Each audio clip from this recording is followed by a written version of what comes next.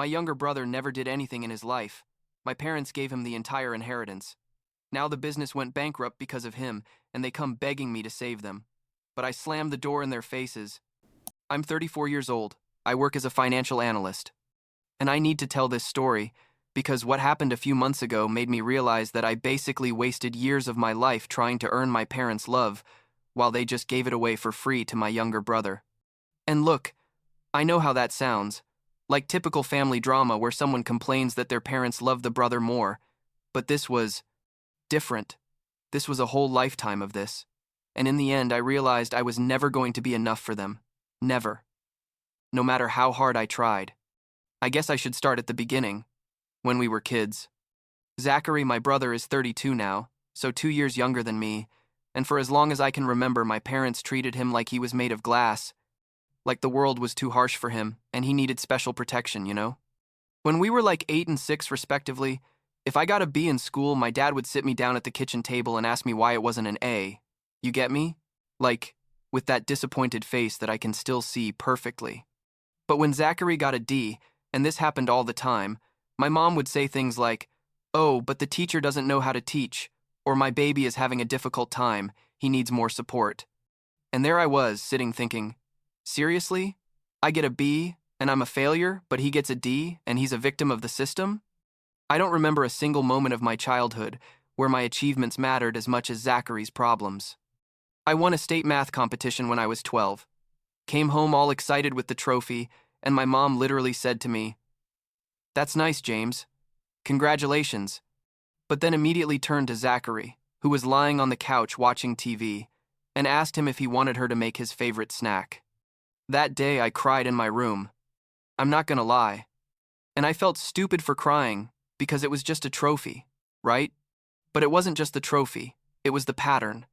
It was that always, always, always everything revolved around Zachary and his needs and his feelings. When we got to high school, things got worse. I was in advanced classes, getting straight A's, involved in extracurricular activities because I already knew I needed a good resume for college. Zachary didn't even finish high school, honestly.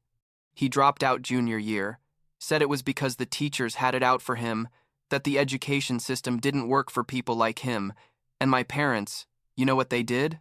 They told him it was okay, that not everyone needs a diploma, that he'd find his path. My dad even offered him a job at his landscaping business, like without Zachary even asking or anything, just, "Here you go, son. Here's a job," without making any effort. Meanwhile, I was applying for scholarships because, even though my parents had money from the business, they never offered me help. Like, literally the topic never came up. When I told them I'd been accepted to college with a partial scholarship, my dad told me, "Well, just get a student loan for the rest. I paid my own way, and you can too." And I did. I got 2 part-time jobs during college, graduated with like $35,000 in student debt, but I graduated. Right? With honors and everything. Zachary, meanwhile, was still living at home, working part-time for my dad when he felt like it, hanging out with his friends, no responsibilities. Years went by, and I built my career. I started as a junior analyst at a small firm, worked like crazy, like 60 hours a week for years, networking, getting additional certifications. I got promoted twice in 4 years. By the time I was 28, I was making a decent salary, had paid off my student loans, and was saving to buy a house. Zachary, who was 26 at that point, was still living with my parents. He'd never had a steady job, bounced from thing to thing, always with excuses about why it didn't work out. The boss was unfair, coworkers were toxic, the schedule was too early, whatever. I bought my house when I was 30. Nothing fancy, I mean, a 3-bedroom house in a decent neighborhood on the outskirts of town, but it was mine, you know? I worked so hard for that down payment, saved every penny I could for 2 years. I invited my parents to the final inspection before closing the deal. Thought they'd be proud, that they'd finally see that all my effort had been worth it. My mom walked through the house and only made comments about things that were wrong, like, "Oh, James, this kitchen is so outdated, and this bathroom needs remodeling. Are you really going to buy something that needs this much work?" And my dad basically said nothing, just walked around with his hands in his pockets. The thing is that during all these years I kept going to Sunday family dinners, kept calling my parents every week, kept being the good son, the responsible son, because some stupid part of me thought that eventually they'd see it. Eventually they'd realize that I was the one who was there, the one who'd made it. But every dinner was the same. My parents asking Zachary how he was, if he needed anything, offering him money for this or that. They'd ask me about work like it was a formality, like social obligation, and then go back to focusing on Zachary. So we get to the event that changed everything. Like 6 months ago, we were at one of those Sunday dinners. I'd arrived after a particularly heavy week at work. Honestly, just wanted to eat something and go home. Zachary arrived late as always, walked in with that no big deal attitude, sat down, and my mom immediately served him the food she'd kept warm for him. I'd already started eating by myself because otherwise the food gets cold. We were there, making forced conversation, and suddenly my dad clears his throat in that way he does when he's about to say something important. He says, "Boys, your mom and I have been talking a lot about the future, about what's going to happen with the business and our property when we're gone." And there I was, thinking, okay, finally they're going to talk about inheritances or something. Probably they're going to divide everything equally like normal people do. My dad continues, "And we've decided that the best thing is for everything. The business, the house, our savings, everything. We're going to leave it all to Zachary." I froze with my fork halfway to my mouth. I looked at my mom, expecting her to say it was a joke, but she just nodded with that smile like we're doing the right thing. My dad kept talking. "It's just that you, James, you're fine. You have your career, your house. You don't need our help. Zachary needs you more. He hasn't had the same opportunities as you, and we're not going to be here forever to take care of him. The business will give him stability, and the house, well, he already lives there anyway. The same opportunities." He said, "the same opportunities." As if Zachary hadn't had parents who supported him unconditionally, who paid for everything, who never demanded anything from him. As if opportunities were something that fall from the sky and not something you create with effort and decisions. I put the fork down on the plate. The sound was louder than I intended. I asked my dad if he was serious, and he told me completely seriously that yes, they'd already decided, that they'd gone to a lawyer and everything. Zachary sitting there saying nothing, but with a little smile, like finally they're giving me what I deserve. I asked my parents if ever, at any point in my life, I'd done anything that made them feel proud. Anything. My mom said, "Oh, James, don't be dramatic. This isn't about you. This is about doing what's best for the family." I got up from the table. My mom asked where I was going. I told her I was going to my house that I bought with my money, that I earned with my work, because apparently that was a crime in this family. Being responsible and successful. My dad told me I was acting like a child, that this was a business decision, nothing personal. I told him that everything about our relationship had always been personal, that they chose one son over the other since we were kids, and, congratulations.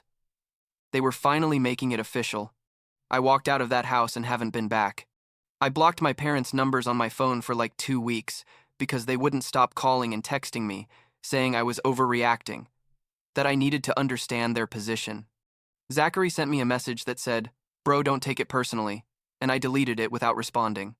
During the following weeks, it was liberating, honestly.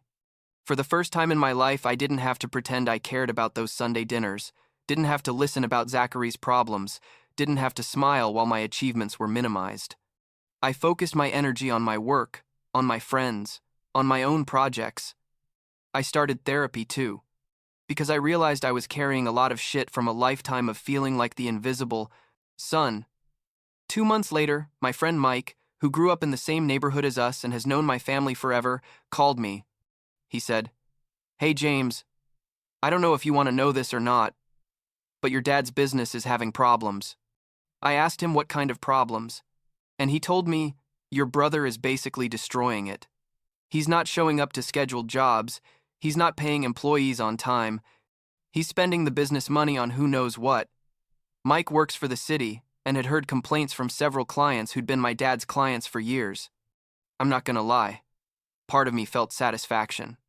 Like, did they really think that Zachary, who'd never in his life handled responsibility, was going to be able to handle an entire business? But I didn't do anything with that information. didn't call my parents, didn't offer help, just went on with my life. 3 months after the dinner, the emails from my mom started. Not just calls that I ignored, but long emails explaining how difficult everything was, how Zachary was stressed, how the business was losing money, how they needed my advice, my help to restructure the finances. She told me that as a financial analyst, I could help Zachary better understand how to manage money, that please consider helping my younger brother because we're family. I deleted every email without responding. My dad also started sending me messages, more direct, like, James, I need to talk to you about the business. It's urgent. I ignored all of them too. The thing is, they'd told me clearly that I didn't need anything from them because I was fine on my own. So I applied the same logic. They didn't need anything from me. 4 months later, Mike told me that 2 of the longest-standing employees had quit because Zachary owed them weeks of pay. That my dad was basically doing all the work again because Zachary would disappear for days at a time, that the business my dad had built over 30 years was literally falling apart. And you know what? It made me sad for my dad, for the business itself, but not enough to get involved in that disaster. Then the relatives started. My aunts, my cousins, people I hadn't talked to in years, all suddenly super concerned about the family situation. They told me I had to be the bigger person, that I had to forgive, that family is the most important thing, that my parents needed me, even if they didn't know how to ask.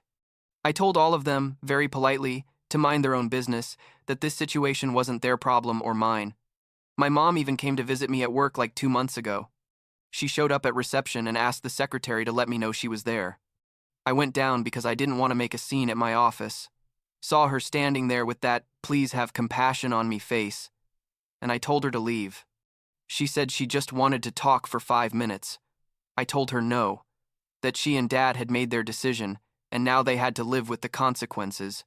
Just like I'd lived my whole life with the consequences of being the less favorite son.